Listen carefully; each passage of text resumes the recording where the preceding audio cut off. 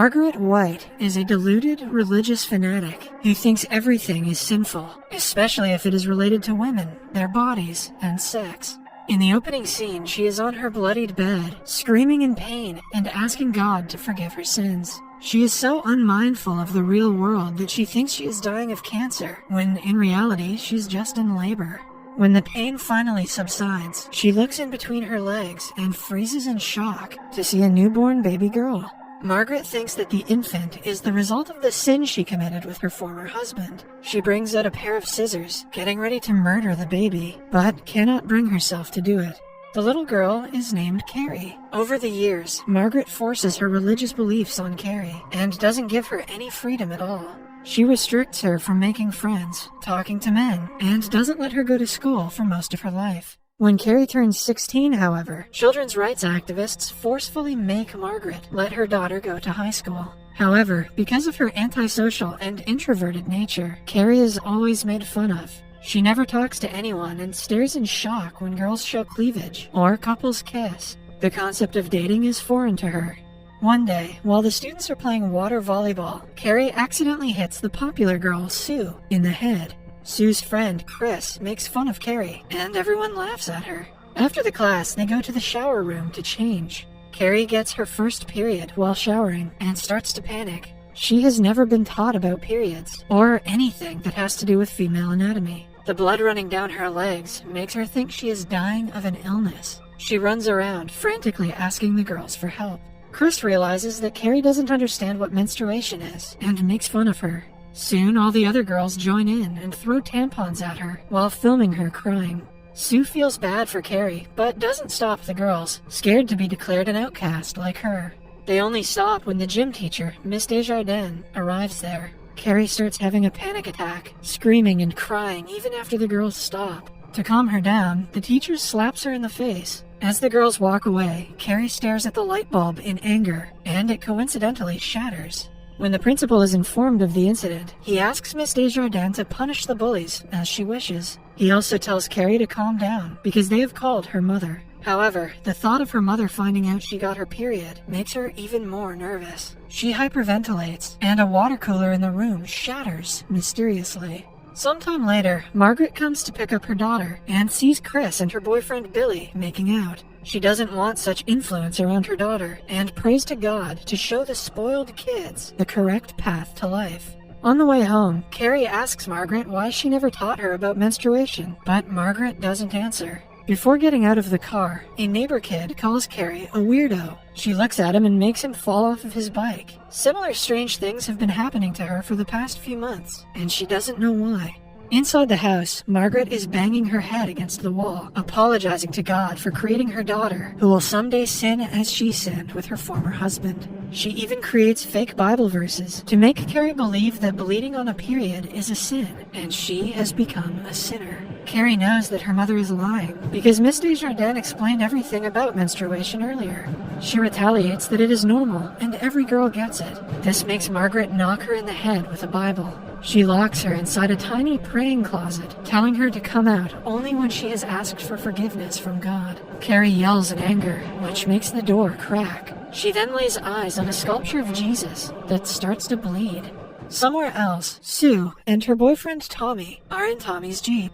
At his request, they make love in the car. After getting dressed, Sue tells him that she feels guilty for not helping Carrie in the shower room. Meanwhile, Chris is with her boyfriend Billy at her house. Unlike Sue, she shows no regret whatsoever, even though she was the one who initiated the bullying. To humiliate Carrie even more, she uploads the video of the incident to the internet. Back in the house, Margaret is calmly sewing clothes while singing songs. It is almost as if she has forgotten about what happened earlier with her daughter. She eventually lets Carrie out of the closet after confirming that she prayed to God.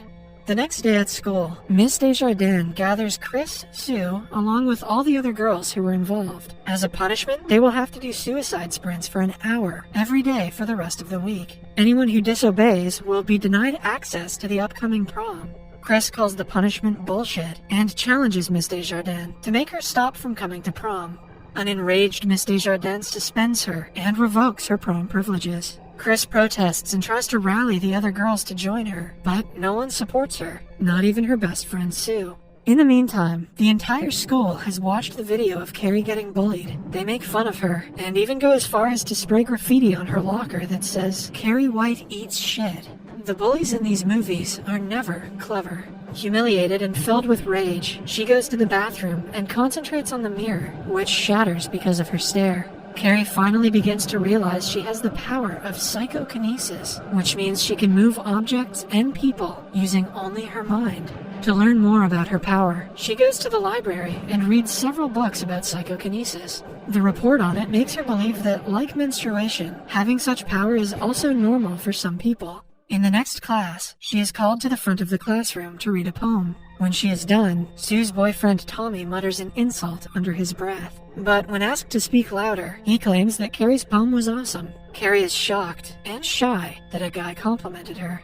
Meanwhile, Chris calls her lawyer father to the school to try and overturn her revoked prom privileges. She plays the victim, accusing Miss Desjardins of verbally abusing her. To prove her wrong, Miss Desjardins asks for her phone that has the video of her bullying Carrie. However, Chris refuses to hand it over, proving that she is guilty. That night, Carrie tests her power by levitating books and her bed. Margaret hears a noise and comes upstairs with a knife to investigate. By then, Carrie is pretending to sleep, so she puts the knife down. The next day, Sue asks her boyfriend Tommy to take Carrie to the prom. She believes that Carrie deserves one night of fun and is ready to miss out on senior prom for her. Tommy wants to go with Sue, but on being insisted repeatedly, he agrees. Then, he walks up to Carrie and asks her out to prom. A surprised Carrie thinks he is pranking her and runs away. Later, Miss Desjardins finds her crying in the locker room. When asked what is wrong, Carrie tells her about Tommy's proposal. The teacher supports Carrie, but she also knows that Tommy thinks of her as an outcast. She finds Sue and Tommy and warns them to rethink it if they are planning to humiliate Carrie. After school, Tommy drives to Carrie's house, much to her horror, because she doesn't want her mother to know she talks to boys. He declares that he will only leave if she agrees to go to prom with him. Carrie says yes, but under the condition that he will bring her home by 10:30 p.m. She is excited to finally be like the rest of the kids. To prepare for prom, she goes shopping, but none of the dresses are under her budget, so instead she buys fabric to sew one herself. Chris sees Carrie shopping and is filled with rage. She, along with her friends, plan to play a prank on her at prom. Upon returning home, Carrie finds an angry Margaret waiting for her. She tells her mother that she is going to prom, but Margaret declares she won't allow her. Carrie grows frustrated and levitates things to release her anger. Margaret prays to God, assuming that the devil has taken over her daughter. Carrie asks her to stop talking, but Margaret prays even louder. Eventually, Carrie makes her mother levitate, making her go quiet. She releases her a while later, declaring that the conversation is over. Meanwhile, Chris and Billy are at a farm with their group of friends. They collect blood by slitting a pig's throat. Then, they break into the gymnasium, which is also the prom venue. They rig a pail with the pig blood, intending to dump it on Carrie when she is on stage. On prom night, Carrie gets ready and applies light makeup. She looks stunning, but is very nervous. Margaret asks her to dress modestly, but Carrie doesn't bother arguing with her. Margaret tells her daughter that everyone is going to laugh at her, which makes Carrie more nervous than she already is. She locks her mother in the praying closet before making her way out. Tommy is speechless when he sees her. They go to the prom hand in hand, and Tommy introduces her to his friends. Miss Desjardins also compliments her dress and asks her to have fun. With time, she loosens up and feels much more comfortable around Tommy. A while later, the two slow dance together. The night cannot get any better for Carrie, but then, Billy and Chris break into the venue. They wait under the temporary stage to execute their plan. They have rigged the prom king and queen election to ensure that Carrie and Tommy are elected. When the couple climbs to the stage to receive the awards, they will drop the bucket of blood on Carrie. Before the election, Chris sends Sue a text that says they are about to humiliate Carrie. A horrified Sue races to the prom to stop her. Soon, Tommy and Carrie win the titles of prom king and queen. They are called to the stage as everyone applauds for them. Sue also gets to the building and sees Chris in the rafters, seconds away from dumping the blood on Carrie. Miss Desjardins sees Sue and thinks she is here to ruin the moment, so she locks her inside a room without listening to what she has to say. At last, Chris pulls the rope, dumping the blood on Carrie. She also hacks the monitor and plays the video from the day she got her period. Everyone laughs as Miss Desjardins comes forward to help her, but by now, Carrie has lost all rationality. She pushes Miss Desjardins back without touching her, and everyone gasps. Seconds later, the pail falls on Tommy's head, killing him instantly. Carrie loses control of her power and pushes the crowd away with a single scream. Chris and Billy manage to escape and get in their car. However, when the others try to run outside, Carrie locks all the doors and windows. Next, she throws the tables and chairs at the crowd, killing them one by one. She also holds some girls to the ground so they are killed after being trampled. The place lights on fire when she breaks the stage lights and electrical wires. She puts Miss Desjardins safely on the stage, but finishes off the rest of the crowd.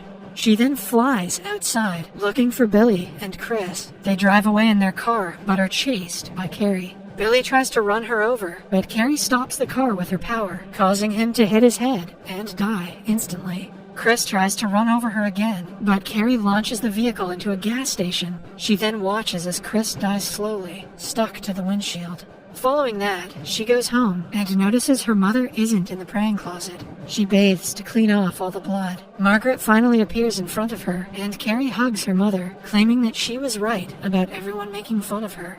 Margaret still thinks that she is being punished for sinning with her husband and stabs Carrie with a butcher knife. Carrie tries to save herself, but Margaret goes into a frenzy and chases her into the kitchen. She pins Carrie down and is about to stab her again, but Carrie uses her power to stop her. She sends several sharp objects towards Margaret, crucifying her. Then she cries, holding her dying mother and regretting what she did. At last, she uses her power to destroy the house. Just then, Sue arrives at the house and tries to stop Carrie. She is about to kill her as well, but halts after realizing Sue is pregnant. Carrie smiles and claims that it is a girl. She sends Sue outside to save her from the falling ceiling. Moments later, Margaret and Carrie die under the collapsing house.